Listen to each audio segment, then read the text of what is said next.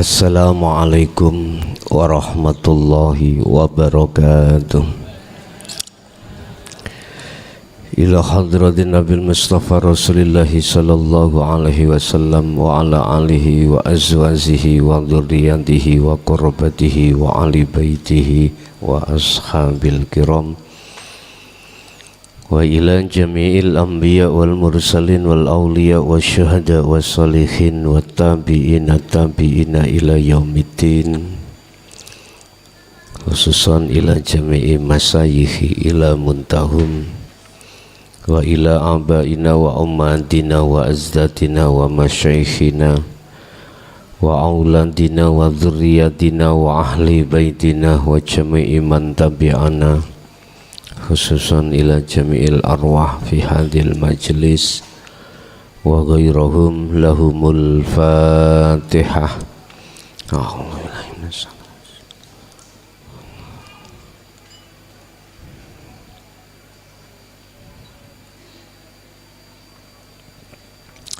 Bismillahirrahmanirrahim. Alhamdulillahi rabbil alamin wa bihi nasta'inu ala umurid dunya waddin. Asyhadu an la ilaha illallah wa asyhadu anna Muhammadan abduhu wa rasuluh. Allahumma salli wa sallim wa barik alaihi wa ala alihi wa ashabihi ajma'in, amma ba'du.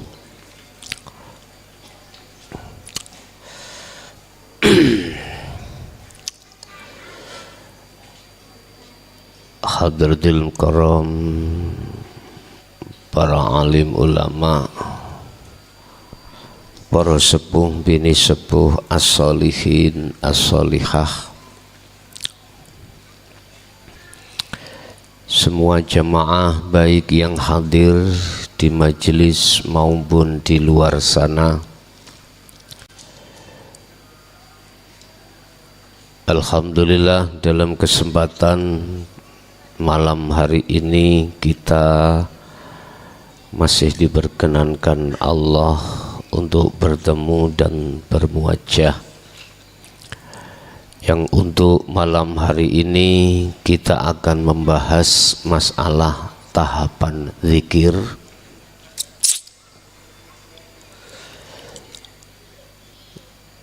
Dan di dalam tahapan zikir di tengah-tengah umat Islam,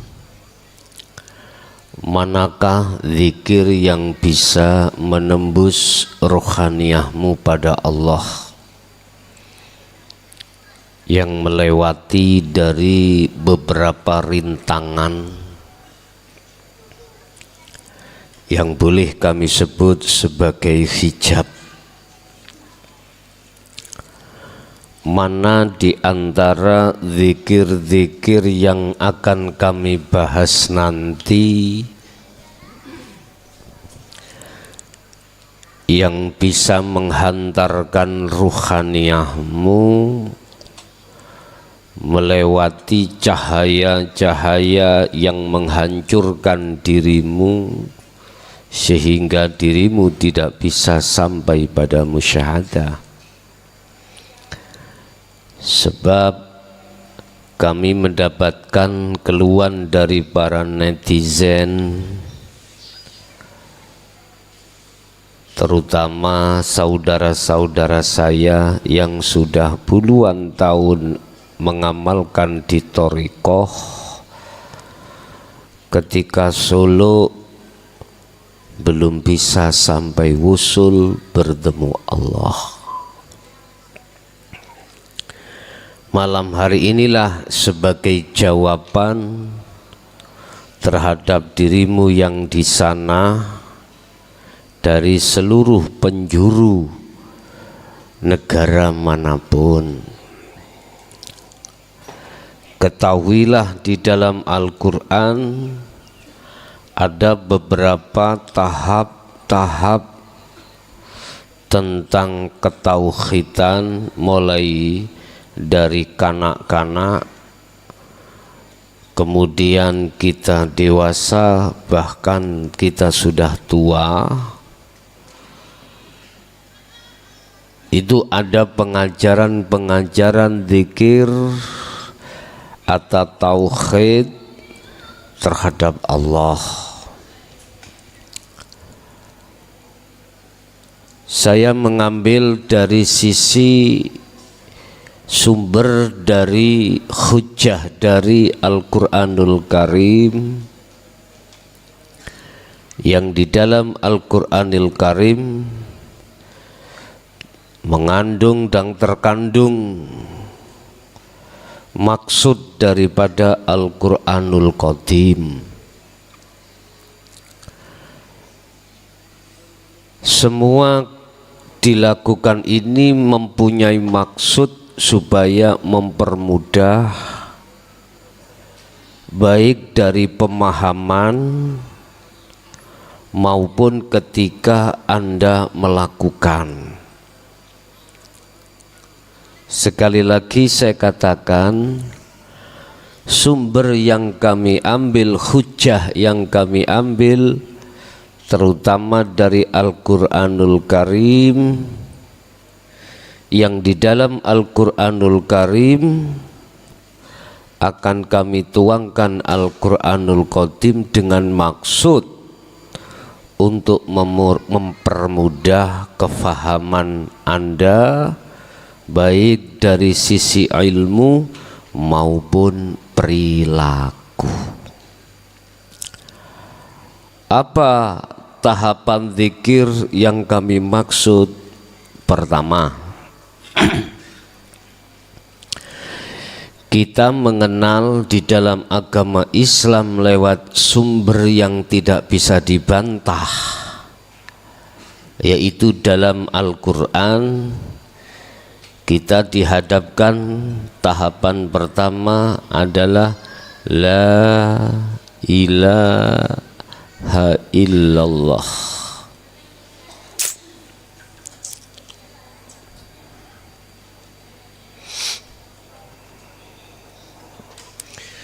Tidak ada Tuhan yang wajib disembah kecuali Allah. Kita sejak TK Bapak Ibu ya sudah dikenalkan oleh ustadz-ustadzah kita atau para penerus Rasulullah yang disebut sebagai tabi'in. Sudah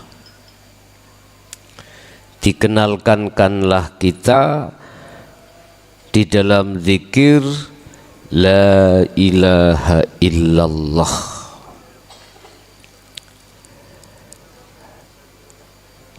Tidak ada Tuhan yang wajib kita sembah kecuali Allah.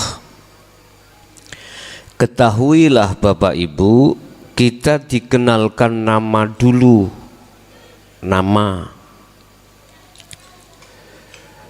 Tetapi ketika saat itu kita belum tahu siapa Allah itu. Dan ini tahapan kita sebagai umat Islam. Tatkala kita terus berhenti di tingkatan TK ini, maka pastilah kita akan fanatik dengan satu nama.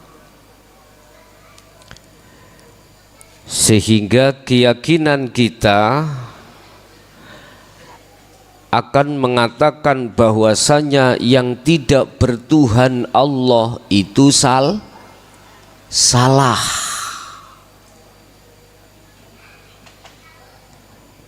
Egoisme yang mendominasi di dalam diri kita. Ya. Padahal kita sendiri tidak tahu man huwa Allah, tidak tahu. Ini kondisi umat Islam mulai sejak dahulu sampai sejak sekarang mayoritas seperti itu.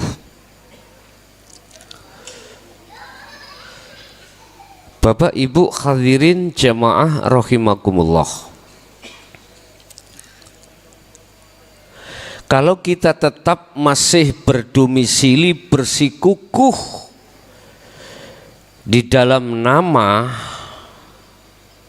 apa yang terjadi di situ? Khilaf. Apa itu khilaf? Beda pendapat. Sebab di dalam tauhid la ilaha illallah kita diajarkan tentang masalah hukum-hukum syariah, dan di dalam hukum syariah itu banyak khilaf untuk menghukumi beberapa hukum yang dilakukan oleh jasmani. Sehingga jangan heran ada munculnya mazhab-mazhab. Ini saat setelah Kanjeng Nabi. Sebelum Kanjeng Nabi tidak ada. Tapi perubahan karakter, perubahan pendapat itu jatuh setelah beliau sudah tidak ada. Khilaflah yang terjadi. Akhirnya di dalam kubu umat Islam sendirilah Bapak Ibu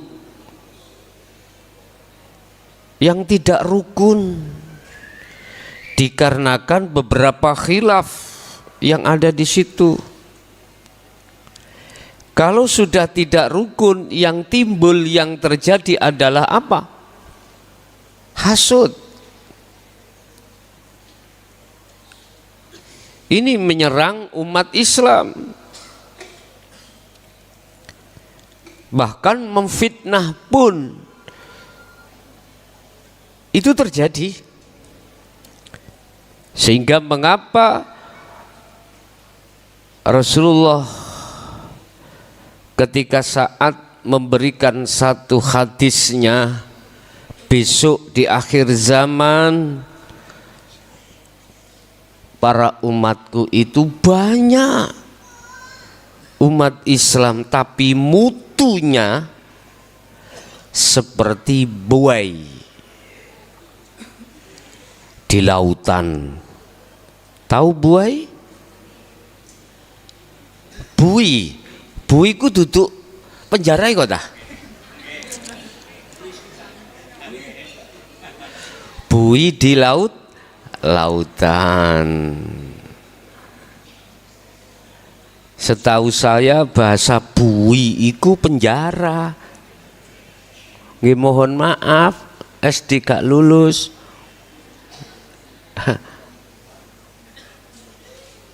Jadi apa sifatnya bui itu? Kalau bui ini saya maknani penjara, sifatnya adalah ngurung para nabi. Kalau bui yang dimaksud itu adalah bahasa Jawanya untuk, maka dia kena arus ke utara, gerombol. Apa gerombol iku apa? Berkumpul. Ke selatan, enggak punya pendirian. Ikut-ikutan. Imamnya mengatakan, mohon maaf, ngidul ke selatan, ya ke selatan. Imamnya melayu ke utara. Allah ya Karim. Sebetulnya perbedaan mazhab itu sebetulnya rahmat. Tapi mengapa fakta di lapangan malah menjadi hasud? Bahaya. Apa ini persoalannya? Jawabannya cuma satu. Karena kau seperti bui.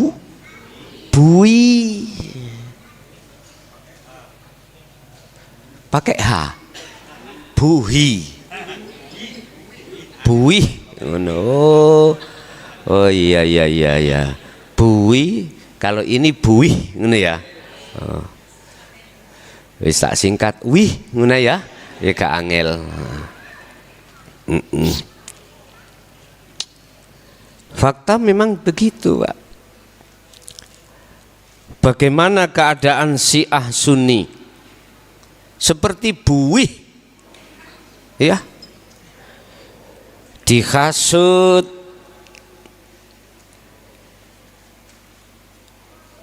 atau disetir oleh pihak yang ketiga, diadu domba 14 tahun bahkan 20 tahun lebih. Irak dan Iran itu gak ono rukuni. Gak ono rukuni ya Pak. Tidak ada damainya.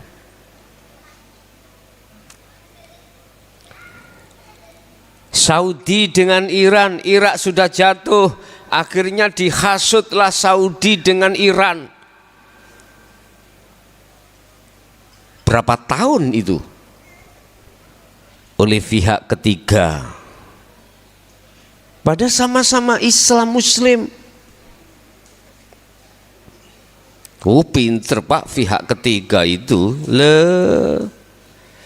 Dia mau ingin dapat domba, dia harus berbulu domba. Nyuruh siapalah, ilmu Qur'annya fasih dan lain sebagainya. Baik. Tahun ini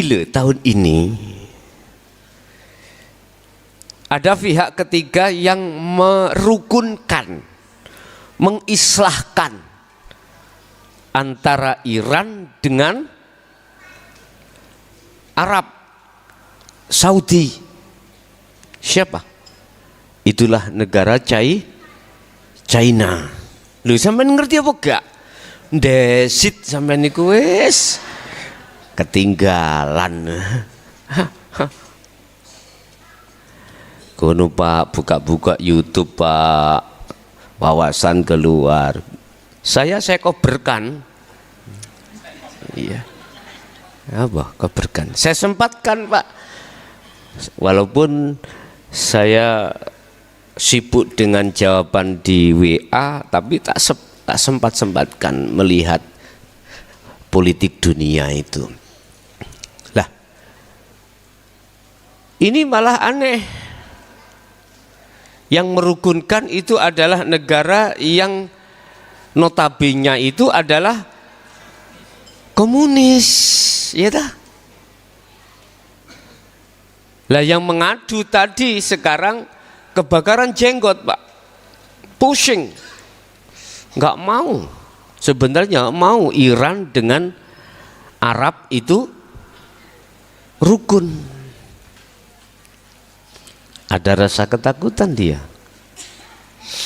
Kedien pihak ketiga itu licik-licik. Perang gak wani ngadepi dhewe, nabok milih nyilih tangan. Oh, bahasa Jawa maneh. Ngantem pinjam tangan. Mukul pinjam tangan. Atau dia melempar tangan disingitkan,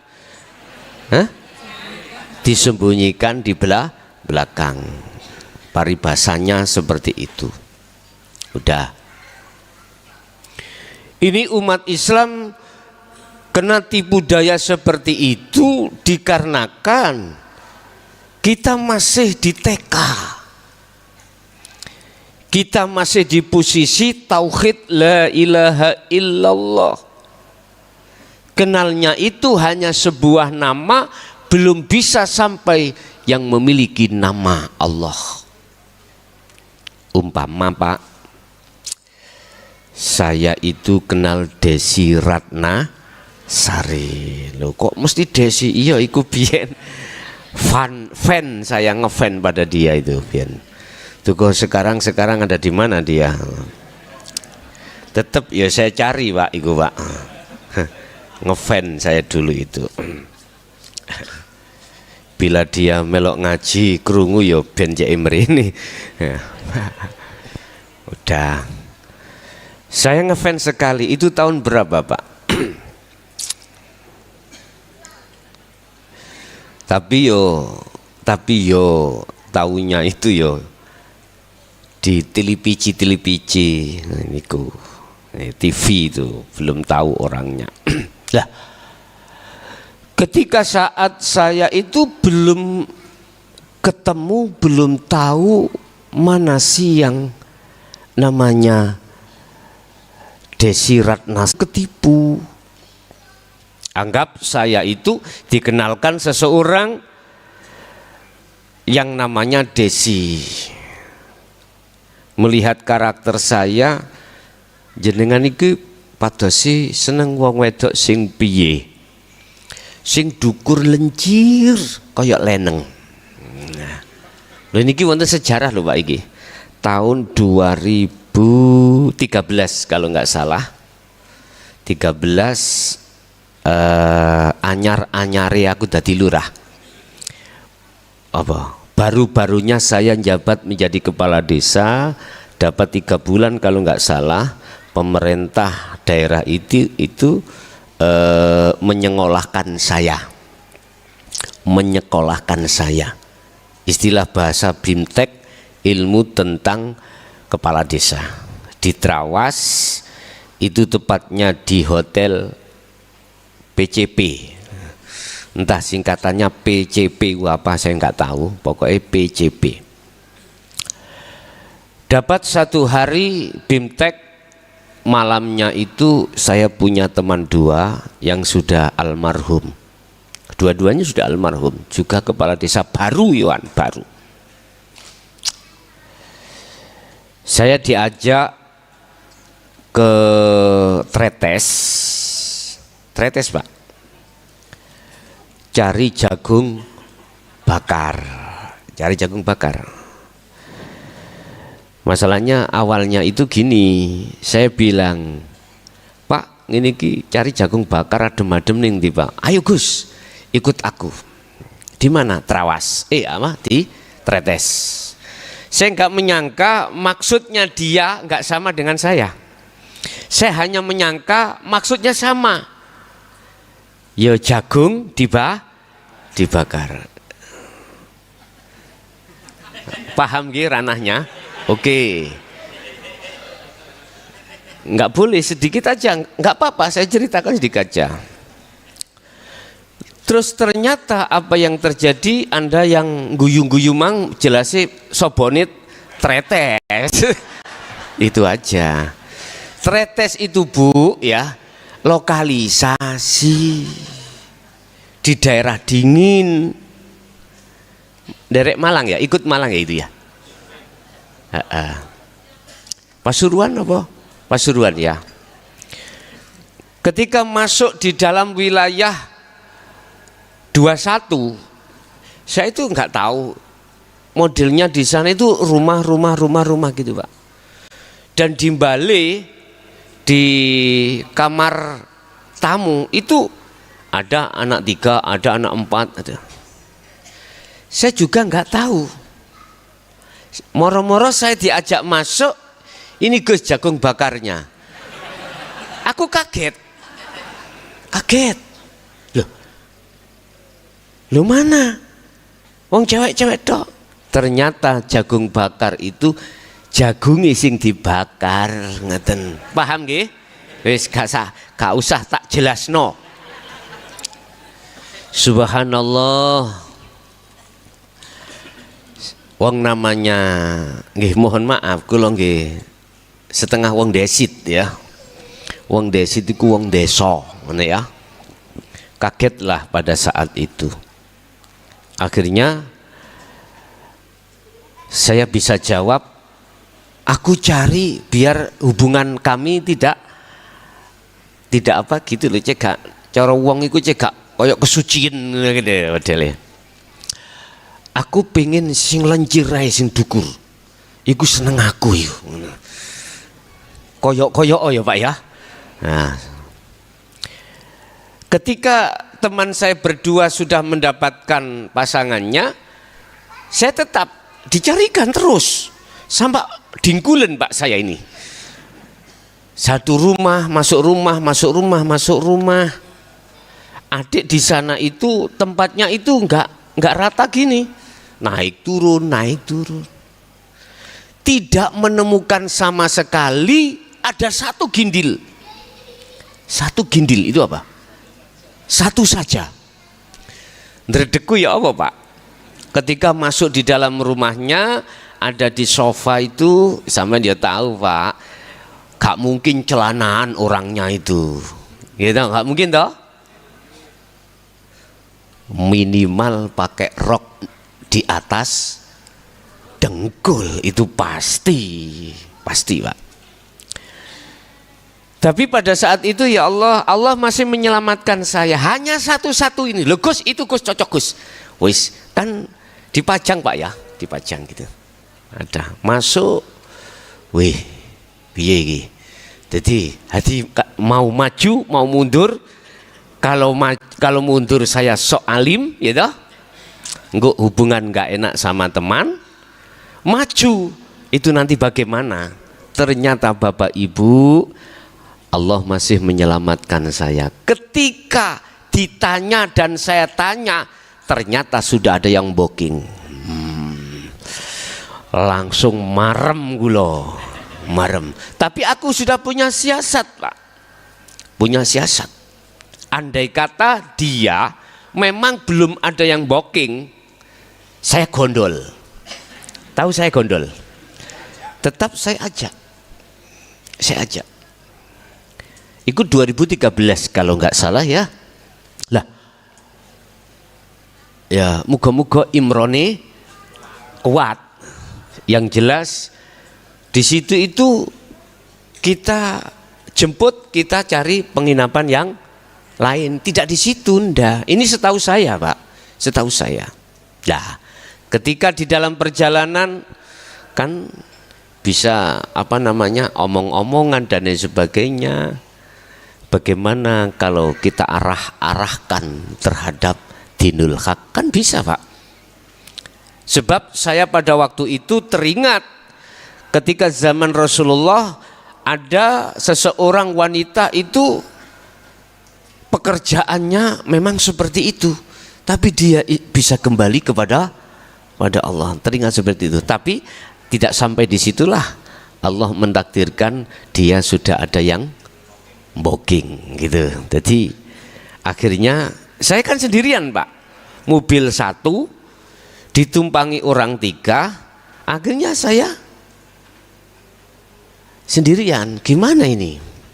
Kan saya nggak dapat Pak aku. Wis, saya bilang udah, berhubung nggak ada yang sek di hatiku, nggak ada yang cocok, udah saya antar pulang dulu ke hotel PCP, nanti kamu keluar lagi gitu ya. Itulah cerita ketika saat saya baru menjabat sebagai kepala desa. Tapi beliaunya teman saya sampai sekarang sudah almarhum 3 tahun yang lalu kalau nggak salah. Udah ikut cerita sedikit saja pun. Kita kembali kepada materi. Allah adalah sebuah nama, kita ambil hujahnya itu dalam surat Al-Ikhlas ayat 1. Bismillahirrahmanirrahim, dengan menyebut nama Allah. Sesuai dengan aturan, di mana ada nama pasti ada yang memiliki nama. Akhirnya diproses Pak. Ada proses tauhid itu gak langsung kita itu bertemu terhadap Mbak Desi Ratna. Ndak, ada prosesnya Pak. Bapak Ibu, masuklah kita di tahapan kedua pengenalan tauhid. La ilaha illa huwa.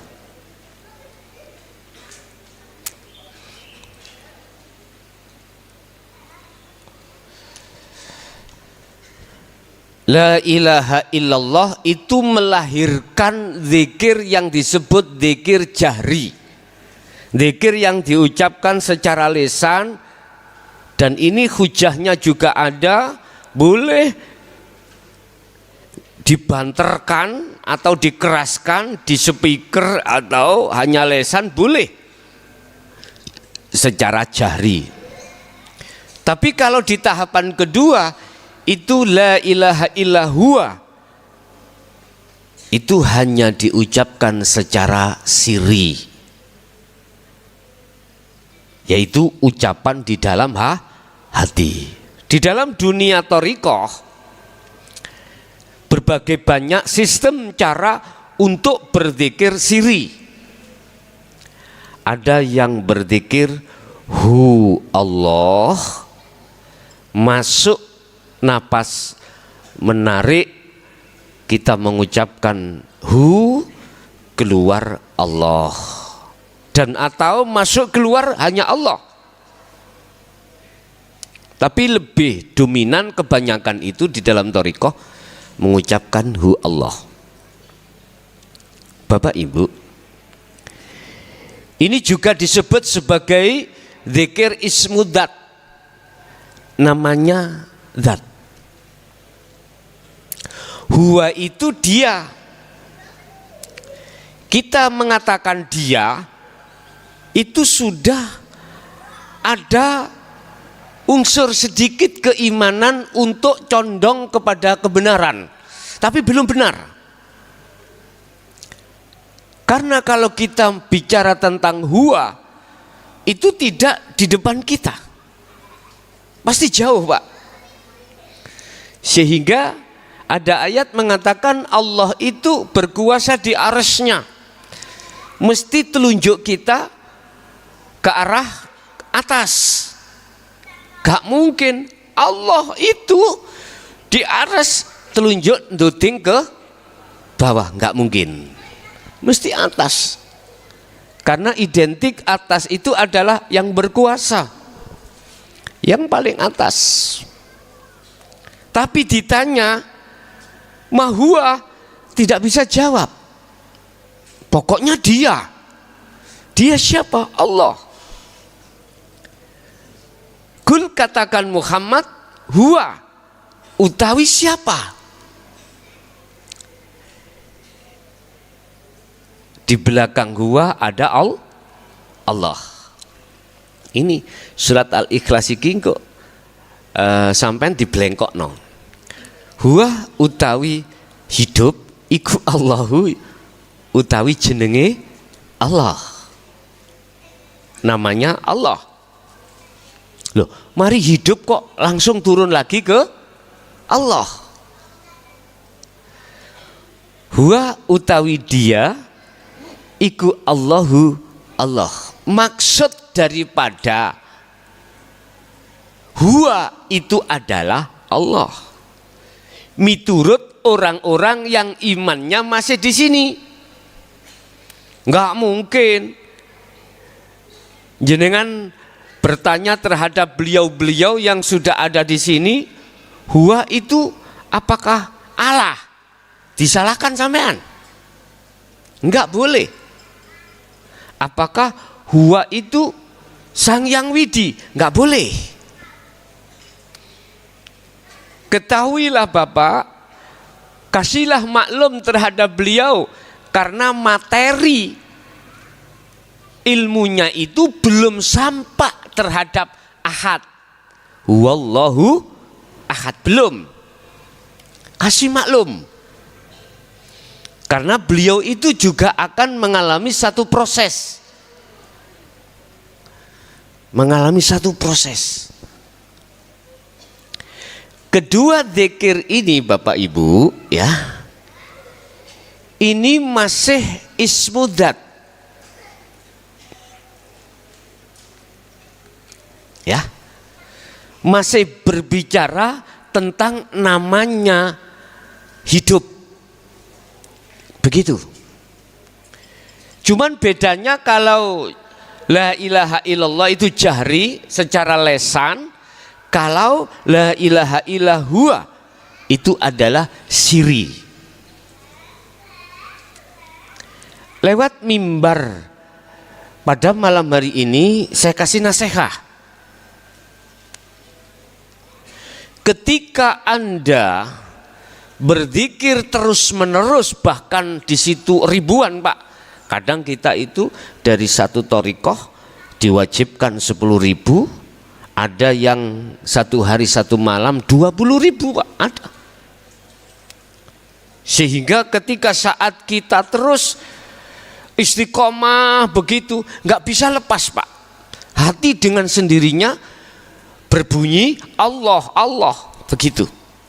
Bahkan lebih ekstrim lagi Pak. Anda tidak hati saja yang berbunyi, semua organ tubuh Anda itu juga berbunyi. Tidak hanya itu, melihat makhluk alam ini semuanya berzikir Allah, Allah, Allah, begitu.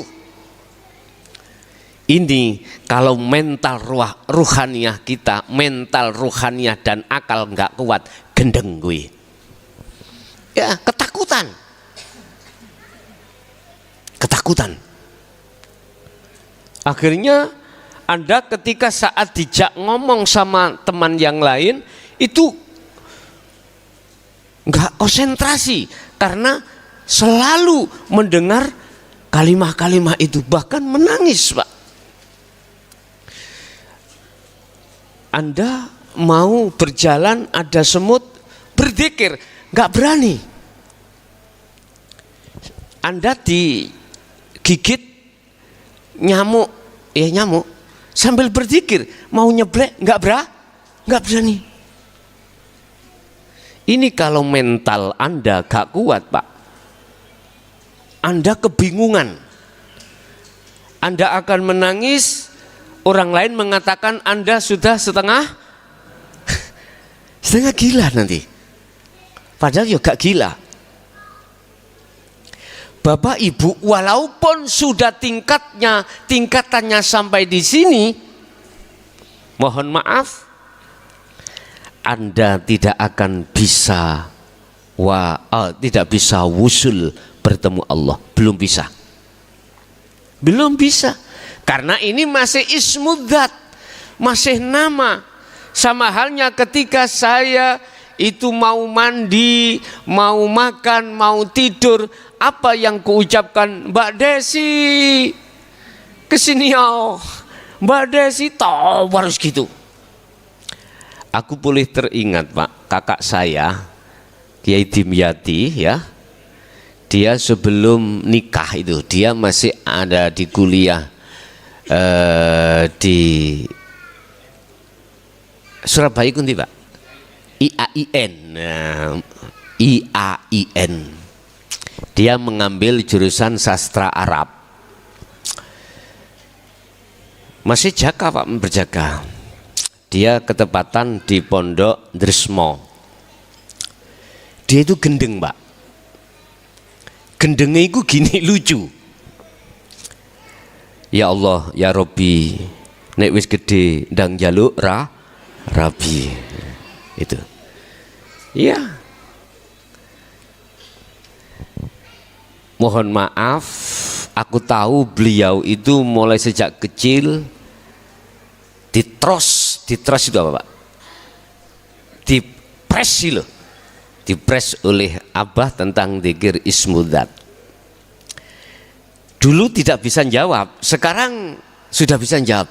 Ternyata beliau mentalnya nggak kuat, akhirnya gendeng. Tapi gendengnya itu orang lain mengatakan gendeng, kalau dirinya setannya nggak gendeng. Dia almarhum sudah, itu sehariannya di situ sebelum nikah itu. Padahal dia termasuk kesayangan Mbah Ud Pagerwojo. Kalau Mbah Ud itu datang, mesti dim mangapo, ngerti mangapo? Bahasa mangapo itu Pak? Buka mulut, dibuka mulutnya deidoni ini. Jadi salah satu saudara saya yang tiap bulan itu mendapat air liurnya Mbah Ut iku ya Kang Dim niku. Begitu langsung dikon ngelek ya. Udah. Oh, berarti kejadian itu dia saya tanya gak gila enggak. Cuman kita orang lain mengatakan itu gila. Lah bagaimana loh, Pak jalan-jalan sambil bicara, ya Allah, ya Robbi, nek wis gede aku njaluk Rabi. Kita orang lain mengatakan gak sadar. Udah. Kembali, siapapun Anda, apapun yang kau wirid dan jumlah sudah triliunan, baik di jahri maupun di siri, ketahuilah wahai saudaraku, jikalau kau masih tetap di situ, tindakan zikirmu tidak akan bisa sampai pada musyahadah. Udah, cukup. Sehingga besok itu saya tidak membaiat jahri dan siri, ndak. Yang saya biat adalah zikir di tahapan yang ketiga ini nanti. Inilah zikir yang akan bisa menghantarkan ruhaniyahmu lewat iman di dalam dadamu untuk menembus cahaya-cahaya yang telah dilewati. Itulah hijab di dalam diri kita. Akhirnya bisa sampailah kita pada Allah. Hal ini telah diterangkan di dalam sejarah kisah baginda Rasul ketika beliau sudah di atas langit 7, malaikat muqarrabin termasuk Jibril berkata, ya Muhammad, kau tidak akan bisa sampai ke Sidratul Muntaha Mustawa manakala kau tidak mengucapkan at-tahiyyatul mubarakatus salawatut thayyibah. Itulah maksudnya, itu penghormatan. Laksana Anda kalau sudah sampai ke rumah yang Mbak Desi, aku harus uluk salam, saya harus uluk mengatakan salam. Salamku bagaimana? Assalamualaikum ya Habibi. Apa artinya? Hei kekasihku. Lah gitu loh Pak ya. Tapi embuh engko terlaksanaan tenan ya gak ngerti ya. Wong iki jenenge ngomong gitu. Pun sudah. Artinya jenengan ini harus dibekali dengan sirul asrar, sebab dengan sirul asrar itulah salah satu unsur atau salah satu bahan Anda untuk mengucapkan salam kepada Allah. Bukan assalamu alaika, bukan assalamu alaiki sing kula sebut, bukan itu.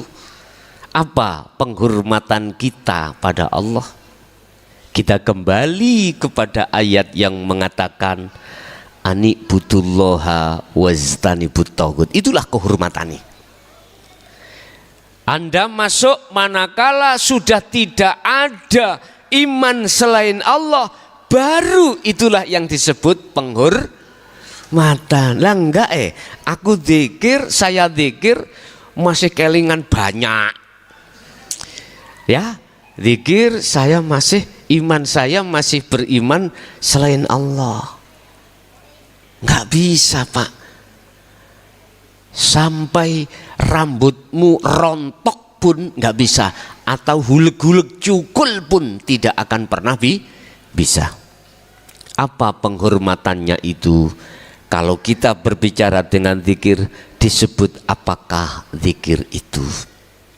Ingat, tahapan yang ketiga kita kenal namanya la ilaha illa anta. Udah, anta. Dan zikir la ilaha illa anta inilah Pak yang melahirkan, menelorkan yang kita sebut sirrul asrar.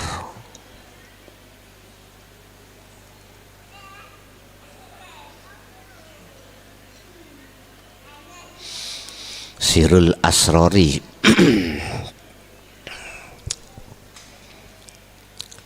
Apa zikir Sirul Asror itu? Ini keluar dari Ismudzat, Pak. Itulah zikir yang ruhaniyahmu atau jasmaniyamu tidak mengucap, hatimu juga tidak mengucap, lisanmu juga tidak mengucap. Ketika di dalam posisi ruhaniyahmu itu tidak mengucap, disitulah ada 3 pos yang harus kau lakukan. Pos pertama, mohon maaf, inilah yang disebut su'aul basirah.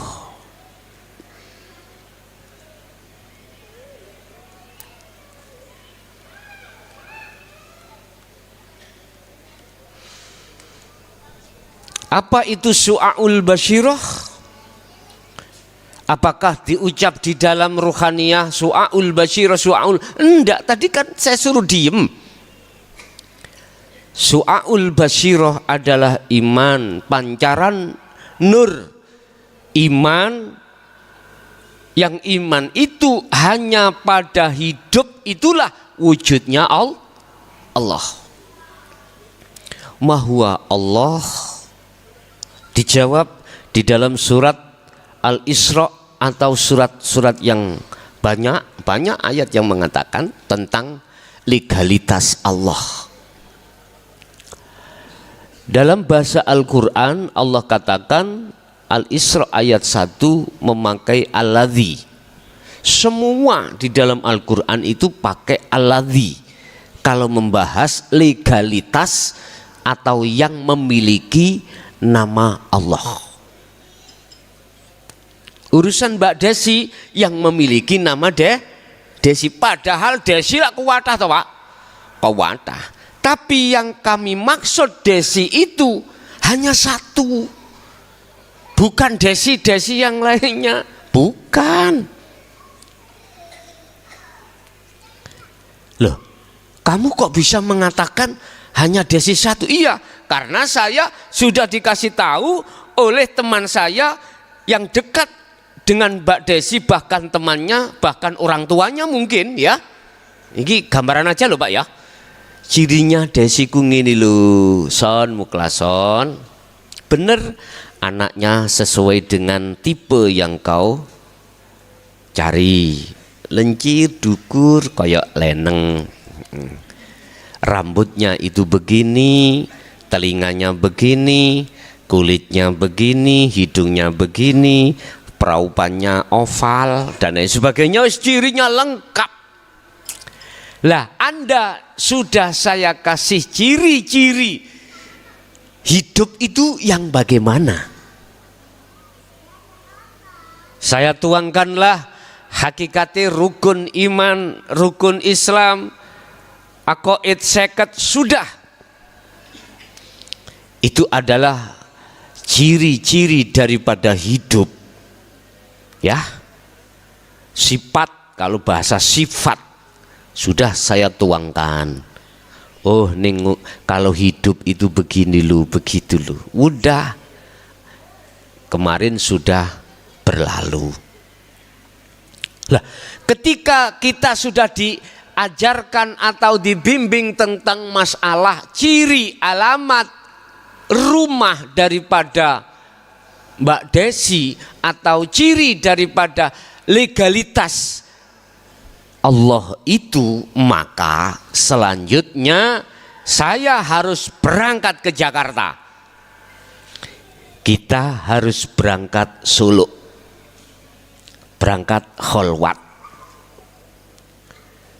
Lah, ketika munculnya keyakinan bahwasanya subhana maha suci sopo Allah, rupane alladzi yaiku urip, hidup, zat, asra kang nglakokake sapa alladzi bi abdihi kelawan kawulane alladzi, dialah hidup yang memperjalankan dirimu dari rumah sampai ke sini, dari berdiri, rukuk, sujud, duduk, dari Anda aktivitas apapun, makhluk apapun.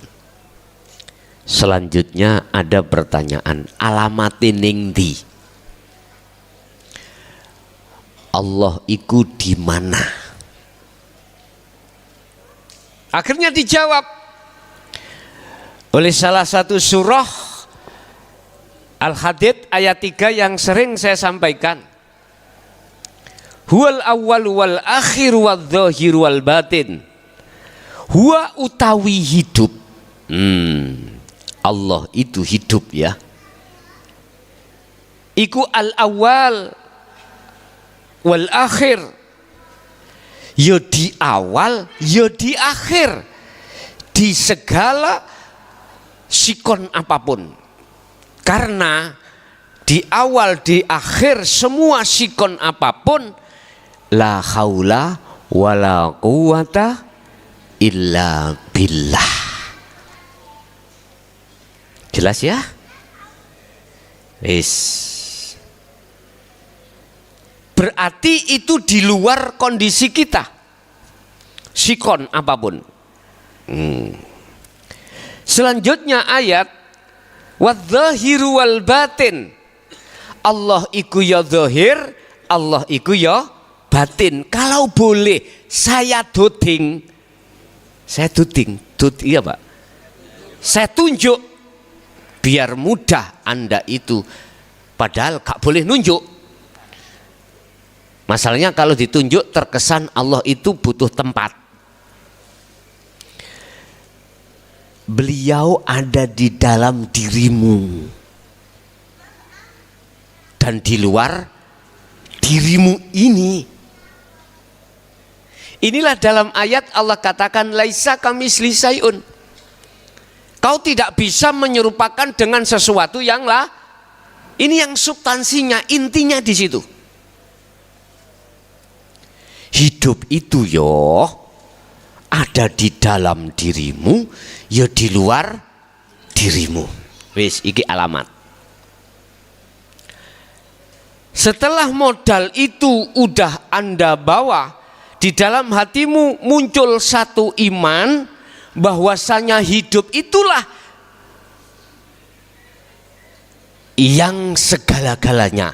Di dalam isi segala-galanya yang menghendaki, yang menggerakkan, dan yang apapun juga. Iman yang sudah ada di dalam hatimu seperti itu, bangunkan. Itu namanya su'aul basiroh. Bentuk olehnya Anda membangunkan itu adalah ada dua tempat. Satu, ketika saat Anda jasmani disibukkan dengan urusan dunia, ruhaniyahmu itu hanya memandang lewat basiroh, mata hatimu, iman itu memandang, meyakini, merasakan bahwasannya hidup itulah yang berperan. Ini nggak usah diucap di lisan, Pak, nggak usah. Itu hanya dirasa. Paham ya? Rasa itu iman. Satu. Dua, cara untuk membangunkan ruhaniyahmu di dalam iman su'aul basiroh ketika saat jasmanimu itu tidak disibukkan urusan dunia. Berarti santai, istirahat. Entah Anda itu sambil leyeh-leyeh, ya. Entah Anda itu, pokoknya kalau bahasa Al-Quran mengatakan wa minal lail, malam hari isarohnya itu sepi. Hatimu, ya, ruhaniyahmu gugan dengan cara berzikir su'aul basiroh.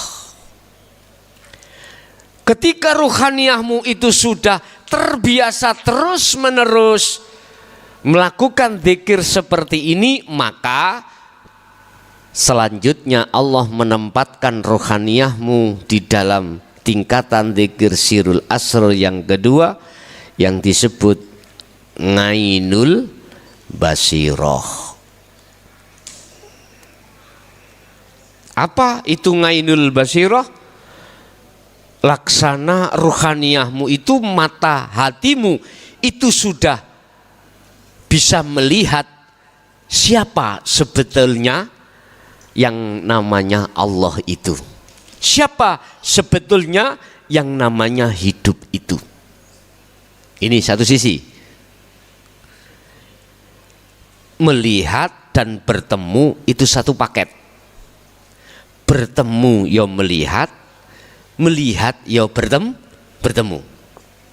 Laksana misalkan ini rokok. Rokok ini tak tutupi dengan kopiah. Udah gini. Selama masih terhijabi mataku dengan kopiah, walaupun aku yakin di dalam kopiah itu ada rokok, saya belum bisa ketemu, belum bisa melihat. Ini posisi kita su'aul basirah. Kalau posisi ainul basirah berarti penghalang cahaya-cahaya yang tadinya menghancurkan Muhammad itu sudah tidak ada. Berarti saya ketemu ya melihat. Selanjutnya apa? Ya tak nikmati. Artinya saya sudah ketok pintu rumahnya beliau, sang puja aku, yaitu Desi Ratnasari. Beliau keluar, Pak. Ketika keluar lemu, gak cocok dengan petunjuk tadi. Lemu sak gerdu. Tahu gerdu ya, Pak? Pos kambling. Loh, katanya temanku kak gini kok. Terus tak tanya, jenengan sinten? Saya Desi Ratnasari. Wes, hati-hati, Pak. Iman kita sering dibujuk oleh nafsu atau iblis yang menyesatkan. Ingat, wa yasudduna an sabilillah wa yabghunaha iwaja. Wes, pasti. Ingatlah, walaupun kau sudah mengetahui, menerima dzikir sirul asrar dan seilmunya dijabarkan sudah paham, ketika praktek hati-hati.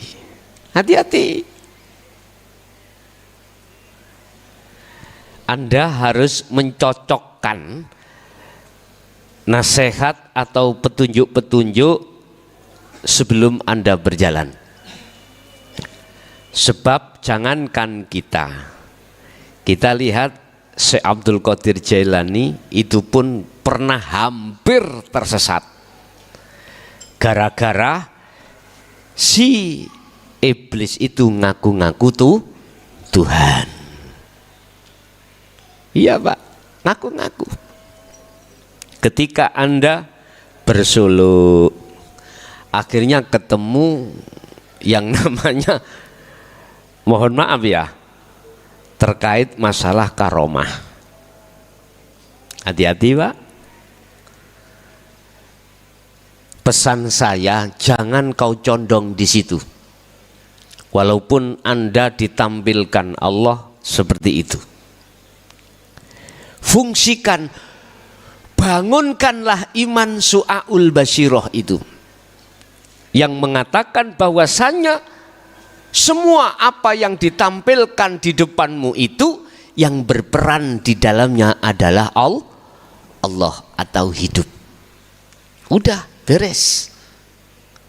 Di situ ngaku-ngaku siapapun silahkan. Biar tidak tersilau ruhaniyahmu dengan apa yang ditampilkan oleh nafsu atau iblis di situ. Wa yasudduna an sabilillah. dia akan selalu menghalang-halangimu ketika solok untuk bisa ke musyahadah, selalu dihalang-halangi. Ingat, dengan berbagai cara, Pak. Berbagai cara. Kadang ditemukan yang ngaku-ngaku Sunan Ampel, Sunan Kalijaga, pokoknya figur-figur aulia. Figur-figur aulia. Anda tidak akan tertipu manakala ruhaniyahmu itu langsung klik di Su'aul Basyirah.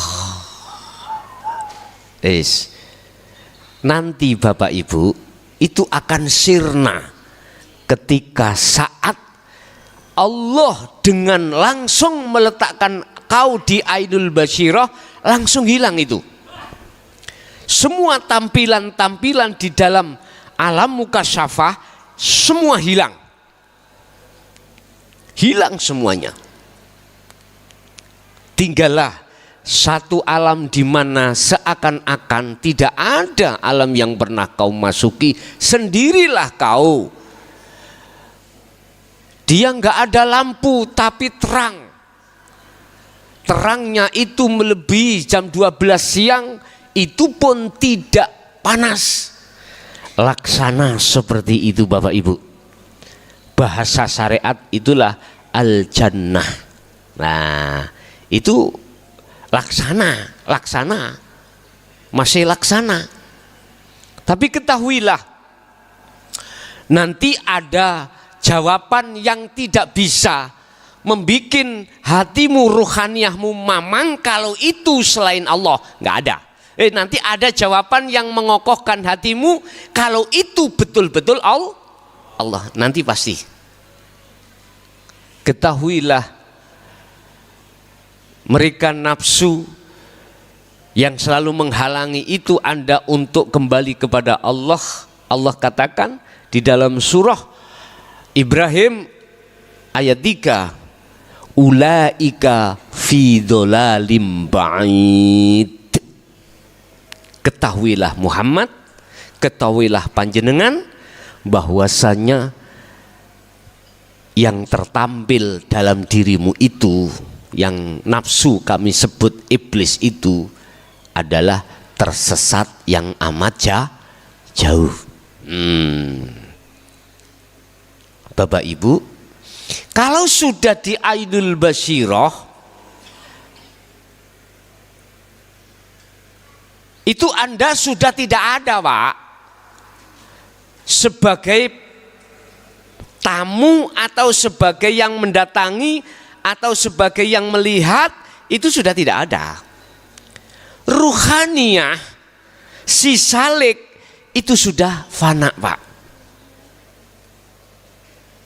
Sebab antara Su'aul Basyirah dan Ainul Basyirah ini adalah ada hijab, ya, ada penutup, Pak, di sini, ya.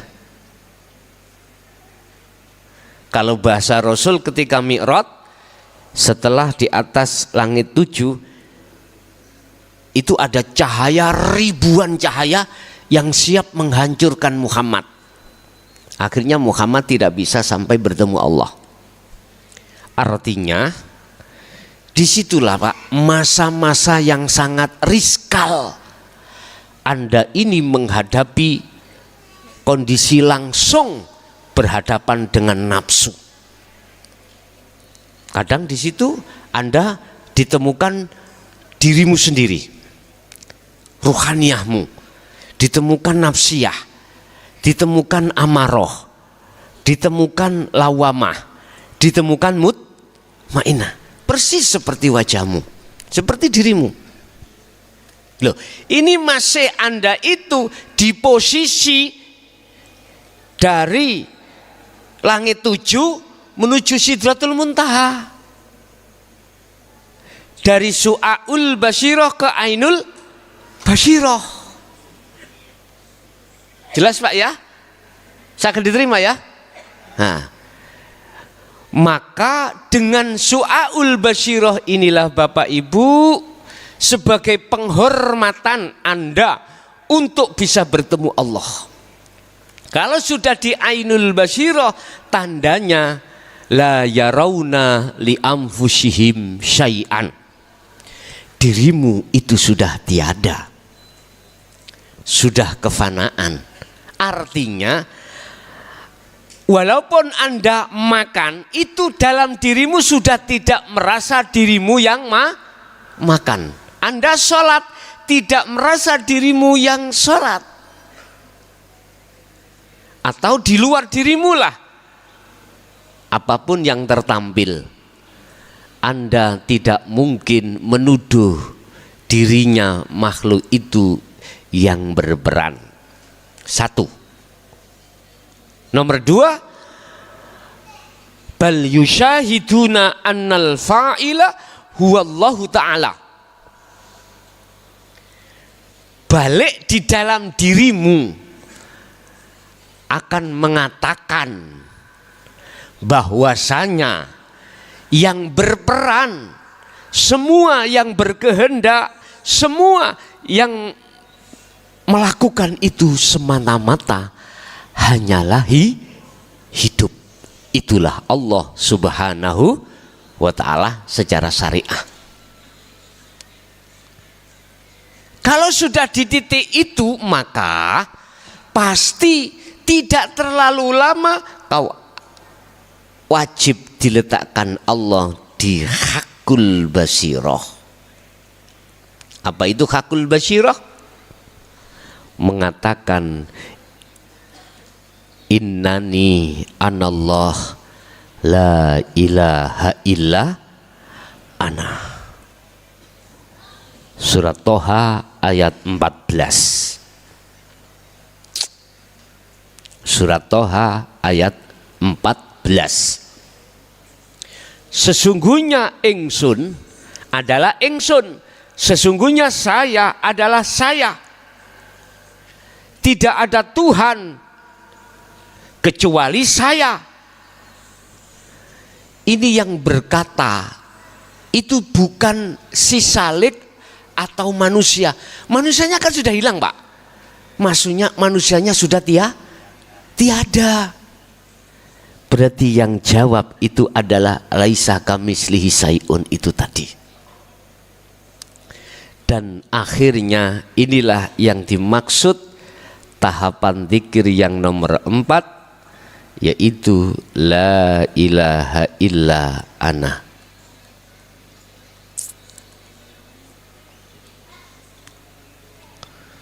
Yang melahirkan nama zikirnya fana'u zikri.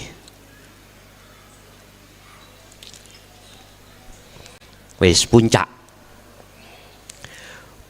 perjalanan Anda, puncak ilmu tauhid itu ada di sini. Hal itu dijelaskan Allah di dalam surah Al-Anbiya ayat 25, sering saya katakan. Ayat ini akan menjawab seluruh pertanyaan ulama yang punya fatwa bahwasanya Rasulullah tidak pernah mengajarkan tentang tauhid la ilaha illa ana. Ini jawabannya. Sebab banyak di antara ulama yang mengatakan dan punya fatwa Rasulullah tidak mengajarkan hal itu. Sekarang tak jawab. Lihatlah matamu di dalam bahasa Indonesia itu matamu toh. Lihatlah matamu di dalam surah Al-Anbiya ayat 25, Allah katakan wa ma arsalna min qablika mir rasulin. Tak tulis.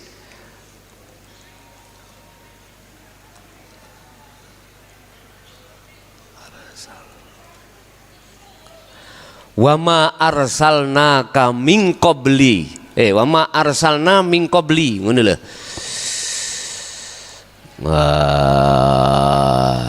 Kontrolin dia. Kontrol nek basa pelat iku apa, Pak?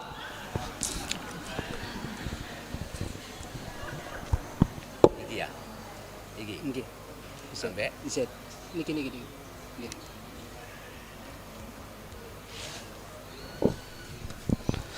wa ma arsalna min qablika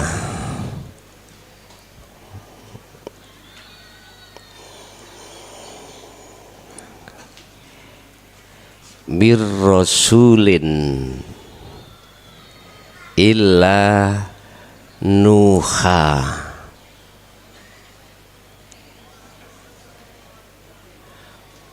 wa ma arsalna min qablika mir rasulin illa nuhi illa nuha ta nuhi oh illa nuhi ilaihi ya ilaihi annahu ilaihi annahu la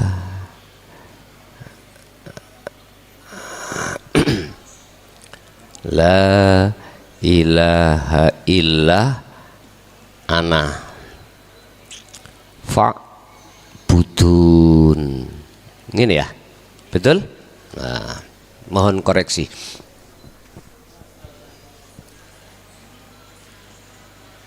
Oh iya, anak lami ndukur sih. Lah, ngeten ya. Wa ma arsalna dan tidak aku mengutus, aku Allah, mir rasulin min qablika mir rasulin, dan tidak aku mengutus dari beberapa rasul min qablika sebelum dirimu Muhammad. Aku tidak pernah mengutus utusan sebelum dirimu Muhammad, berarti termasuk ya Muhammad illa nuhi, kecuali harus membawa wahyu, inti wahyu. Nuhi itu inti wahyu,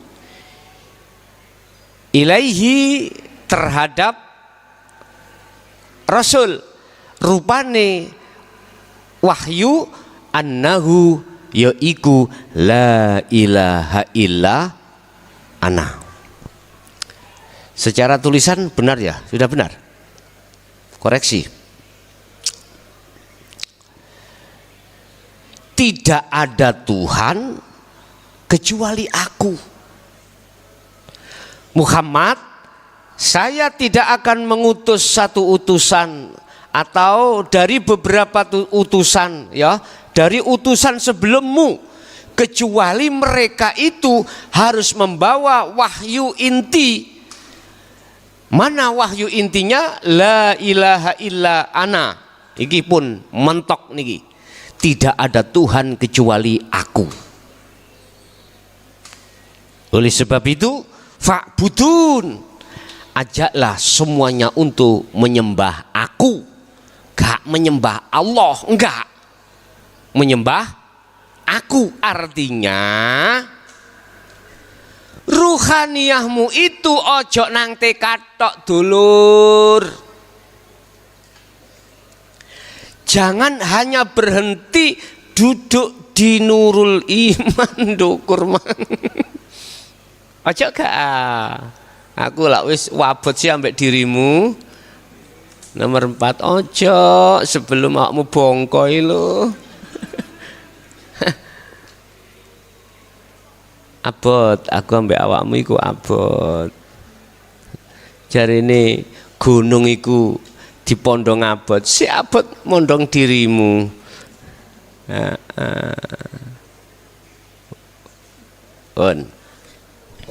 Artinya ketika Anda sudah di hakul basyiroh niki Bapak Ibu ya, hakul basyiroh, secara otomatis Anda itu diletakkan zikir la ilaha illa ana, disebut fana'u dzikri, sudah kefanaan selain daripada sang yang tunggal itu. Paham ya? Wis, iki gak usah sak jam langsung bablas iso. Caranya ya apa? Abaikan dzikir jahri dan siri. Abaikan, tahu abaikan? Kau ruhaniyahmu langsung duduk di sirul asror. Pertama memang di su'aul basiroh. Imanilah bahwasanya hidup itu wujudnya Allah. Kedua, wujudnya Allah di mana? Di dalam dan di luar dirimu. Tidak ada ruangan sekecil pun kecuali di situ dipenuhi oleh Sang Yang Tunggal itu.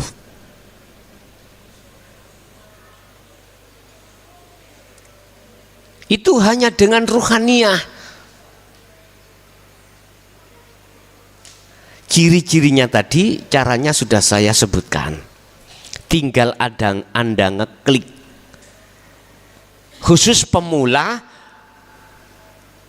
besok mulai coro legalitas bahasa stempel sudah dapat lah. Umpama nanti malam saya jenengan pemula ikut mencoba, silakan, nggak ada masalah. Yang penting besok secara legalitas stempel sudah mulai setrat pun. Lah sebelumnya di awal-awali nggak apa-apa. Jadi ketika saat saya dibukakan pintu oleh Mbak Desi Ratnasari dan beliaunya sesuai dengan ciri-ciri yang sudah saya dapatkan, alamatnya sudah, jalannya menuju rumah ada, kemudian ciri-ciri beliaunya, oh ya cocok. Akhirnya saya ditanya, cari siapa? Betulkah jenengan Mbak Desi? Injih, aku. Mestilah ngomongi aku. Tidak mungkin mengatakan dia, nggak mungkin. Nggak mungkin. Dia, anta, nggak ada. Mesti aku. Jenengankah Mbak Desi? Iya saya. Loh, kalau sudah begitu Pak, kepingin roh sampean. Jenengan itu sudah rindunya berpuluh tahun terbayar pada saat itu. Terbayar. Nggak bisa kami ungkapkan. Ketika jenengan bertemu terhadap Allah itu tidak bisa diungkapkan dengan kata-kata atau syair. Nggak bisa. Nggak bisa. Yang ada adalah bahagia. Ya apa sih bahagia itu Pak? Embuh pokoknya bahagia itu gak iso digambarno. Jan penak tenan itu ya. Kalau Allah memberikan ciri-ciri la khaufun alaihim walahum yahzanun. Tidak ada rasa gelisah, rasa khawatir, rasa takut karena sudah di depan mata Pak. Sudah. Kalau sudah dipersilahkan masuk, hukum apa yang ada di dalam, di situ yang tadinya saya belum masuk tidak berlaku Pak. Nggak berlaku. Ketika kita pacaran Pak, ketika kita pacaran, masih pacaran ya, belum nikah ya, belum nikah. Kita ada hukum yang membatas Pak, membatasi. Jempok yoga oleh, nyium yoga boleh, dan lain sebagainya. Tetapi kalau sudah akdu nikah, ya, sudah bertemu, bahasa Jawa iku laki, bahasa Arab iku laki, bahasa Arab laki, bertemu, ya.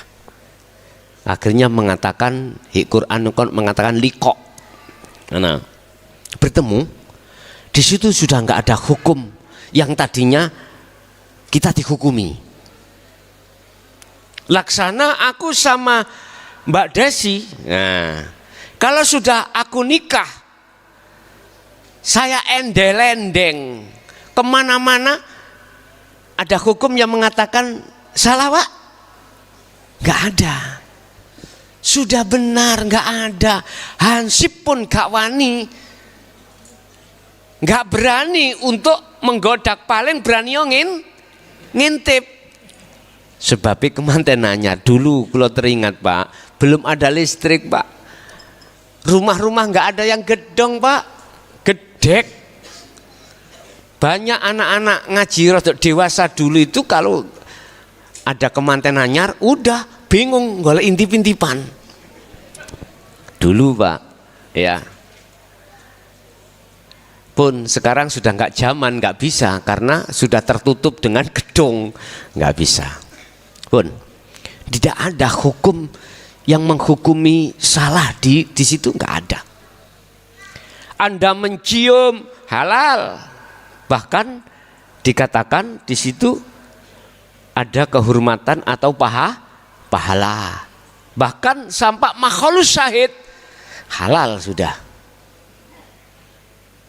Saya sudah menemui Mbak Desi, sudah mengatakan kehendak saya ingin meminang beliau sebagai kekasih saya, bahkan istri saya. Ketika sudah saya katakan gini, sekarang boleh langsung atau besok kapan sampean pikir. Ketika di situ sudah tir podo irenge, sir podo senenge, jadilah langsung akad nikah. Likok itu. Udah Pak, gak menunggu besok dan lain sebagainya. Akhirnya nggak ada batas hukum saya dengan Mbak Desi, nggak ada batas. Udah tak apa-apa ke coro agama, coro munggu Allah, munggu menungso halal. Begitulah sama kita ketika saat sudah likok pada Allah. Di posisi likok kita mboten mundur loh, tidak turun dari kelikokan loh. Ketika di likok tidak ada hukum apapun yang bisa membatasi Anda. Sekali lagi saya katakan, ketika ruhaniyah dikatakan sudah liqo terhadap Allah, tidak ada hukum yang melarang atau membatasimu sebelum Anda masuk di situ tadi. Ada hukum yang sebelum Anda masuk itu membatasi kita. Tidak boleh.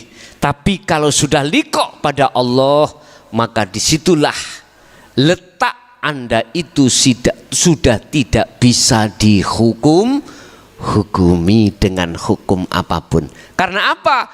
Karena nama Anda makhluk itu sudah tidak ada. Yang ada hanyalah aku, Allah. Kalau sudah di situ, apa mungkin Allah dihukumi? Halo? Nggak bisa. Siapa yang bisa menghukumi Allah? Lah yang menghukumi tidak ada. Apa mungkin sesuatu yang tidak ada menghukumi sesuatu yang ada? Nggak mungkin Pak. Nggak mungkin.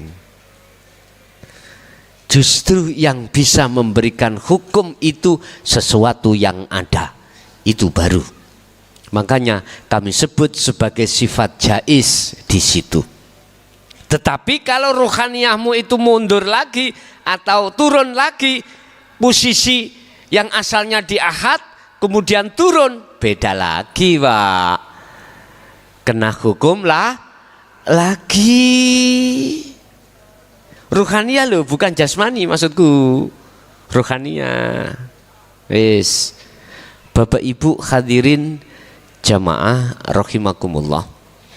Kalau saya simpulkan terkait masalah zikir ini, ketahuilah bahwasanya manusia di dunia ini ada dua golongan. Wis, kita termasuk golongan di mana? Pertama disebut sebagai ahli hijab.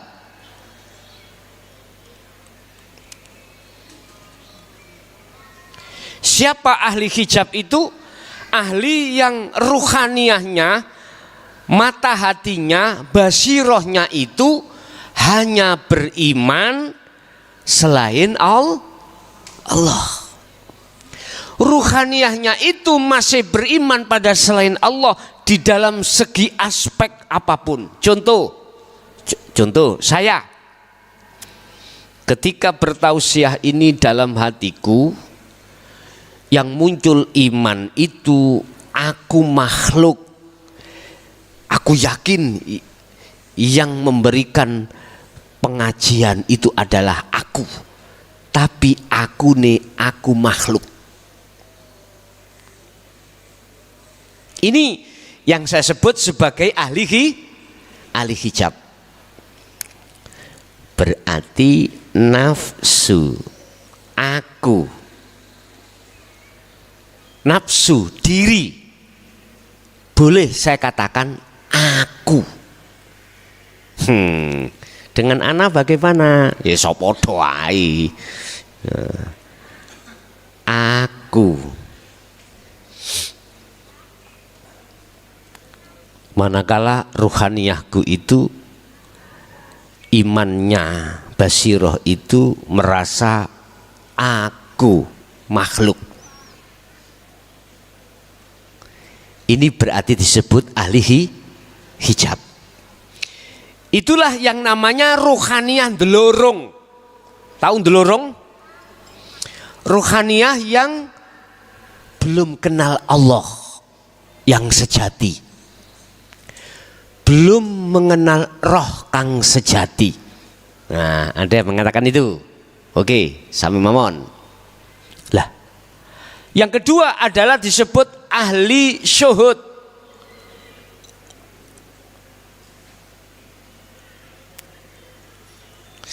Siapa ahli syuhud ini? Podo pak nafsune aku. Le aku. Non vaksin nafsu diri aku. Tapi aku yang bergemuruh di dalam dirimu itu aku urip. Sing ngendika yang berkata adalah hidup itu. Paham? Berarti ada pertanyaan, Allah itu nafsu ya? Nah, ini misalnya ya. Kalau boleh ku katakan kalau boleh. Ya. Tetapi bukan nafsu pada umumnya, nafsu yang ana tadi. Akunya Allah, itulah namanya tajalli. Paham ya? Di dalam surah Al-Anbiya 29, jangan macam-macam kau mengatakan aku Allah, manakala ruhaniyahmu itu belum dimasukkan di akad. Jangan, manakala itu kau lakukan. Al-Anbiya 29, itulah yang dikatakan syirik. Hati-hati. Tapi kalau ruhaniyahmu itu sudah lebur, sudah tidak ada, barulah diperbolehkan. Karena yang berkata itu hanyalah dia sendiri. Wes. Sing paling sampen tunggu-tunggu dan membingungkan ini, lihat, ruh Allah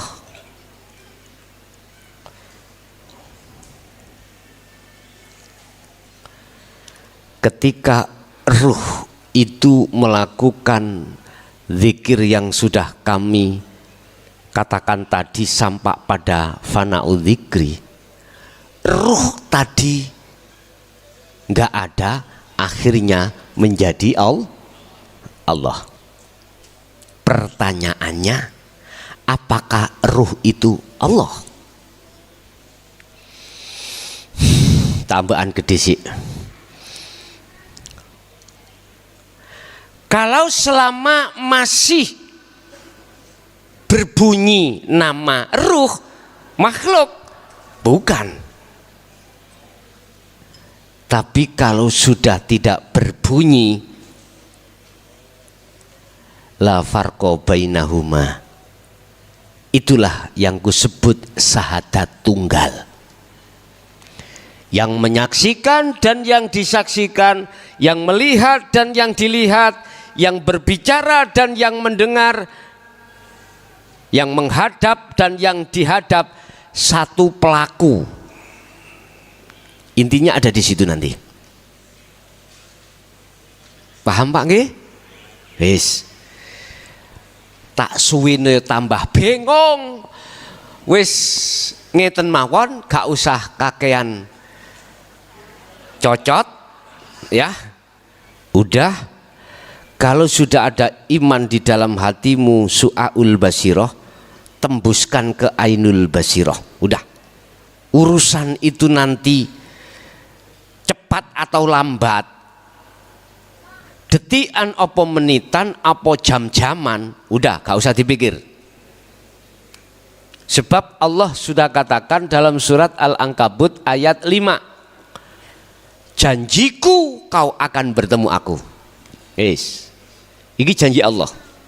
Allah akan menjanjikan waktu yang sudah ditentukan oleh Allah untuk bertemu. Kalau Anda punya penghormatan, etika, salam, dodok, assalamualaikum. Mbak Desi, assalamualaikum. Ono etika nih Pak. Gak bentrok, bawa celurit, duak. Teko CCTV kelihatan, loh penjahat. Akhirnya sing metu gak Desi Pak, satpam go petil, Melayu sampean. Begitulah, kira-kira seperti itu gambaran yang seperti itu. Kita pada Allah juga punya etika, punya penghormatani. Apa etika kita? Harus memegang sirul asrar. Intinya, siapapun Anda, berzikir apapun Anda, apa jahri, apa siri, manakala belum membawa sirul asrar, mohon maaf, tak jamin belum bisa sampai bertemu terhadap Allah. Nggak bisa. Mentok-mentoknya Anda itu akan bertemu terhadap cahaya-cahaya itu yang menghanguskan imanmu terhadap Allah yang sesungguhnya. Hangus Anda, terbuailah Anda di dalam cahaya-cahaya itu. Udah, kalau sudah terbuai di situ, karomahlah Anda. Wah, luar biasa Pak. Tapi manakala kau sudah megang sirul asrar, maka bisa jadi sirul asrar terjadi ketika jahri, ketika siri, itu bisa terjadi seperti itu. Ketika jahri Anda diundang oleh tetangga untuk tahlil Pak, ya gak oleh sirul asrar tok sampean, ya harus melakukan jahri disertai sirul asrar. Lane Anda siri tok atau sirul asrar tok menengahe, dikira wong ngantuk. Sebab prinsip Anda ngantuk gak ngantuk, moco gak moco, pokoknya teko, sing penting pulang dapat berkat. Ya memang gak kira gak diwenehi sampean. Ya disesuaikan dengan kondisi lah Pak. Kondisinya dengan orang jahri, ya jahri dilakukan, tapi sirul asrar harus sampai sertakan di situ. Sirul asrore, siapa yang baca kalimat tauhid la ilaha illallah ini, lah itu sirul asrornya akhirnya masuknya terhadap Allah. Dengan begitulah nanti, mohon maaf, inilah yang dimaksud Rasulullah dalam satu hadis, awwaladun solihun yada'ulah, anak soleh yang mendoakan orang tuh, walaupun tetangga bisa masuk pada anak soleh, walaupun itu saudara, tetap Mengapa diambil awalat anak itu? Pertama, tujuannya anak itu adalah hubungan yang paling dekat. Kedua, Anda cekak sembrono duweni anak. Paham nggih? Bapak Ibu hadirin, didiklah anak itu sampai pada tingkatan la ilaha illa ana. Itulah mungkin Bapak Ibu apa pada malam hari ini tentang tahapan zikir yang bisa kami sampaikan, dan yang terpenting di situ adalah Anda harus memegang teguh terus tali yang disebut tali pada Allah, bil urwatil wuthqa. Tali pada Allah itu ternyata tali pada Allah adalah bertemunya Anda dengan Allah di titik zikir sirul asrar. Oke, kita masuk pada session tanya jawab dan dialog. Bagi panjenengan yang ingin bertanya, monggo kami persilahkan. Oh ya, ini saudara kita jamaah kehilangan tas ya, yang kemarin di masjid. Tolong yang merasa membawa lekas dikembalikan ke saya langsung ya. Tolong yang kemarin merasa membawa atau merasa tertukar atau gimana, aku gak menuduh kau curi, kau enggak, mungkin Anda itu waktu itu jadab keliru jugue lah gitu loh. Tolong lekas dikembalikan karena di dalam itu banyak surat-surat ya, banyak surat-surat yang penting jamaah dari Ponorogo. Tolong untuk lekas dikembalikan pada saya kasih waktu sampai besok, mulai sekarang 1 kali 24 jam, hanya itu yang bisa kami sampaikan. Oke, silakan yang ingin bertanya itu di masjid ya, di masjid.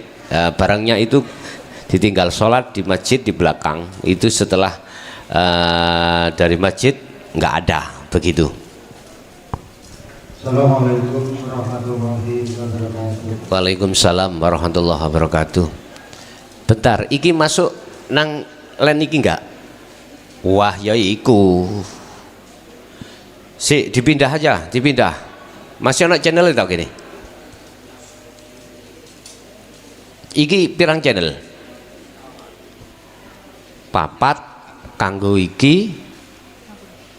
Anu aja Pak, dipindah aja, dipindah. Hati nggak melebu YouTube masalahnya. Pertanyaan, makanya saya lihat pas bagian iki mic iku kok iya nggak masuk gitu loh.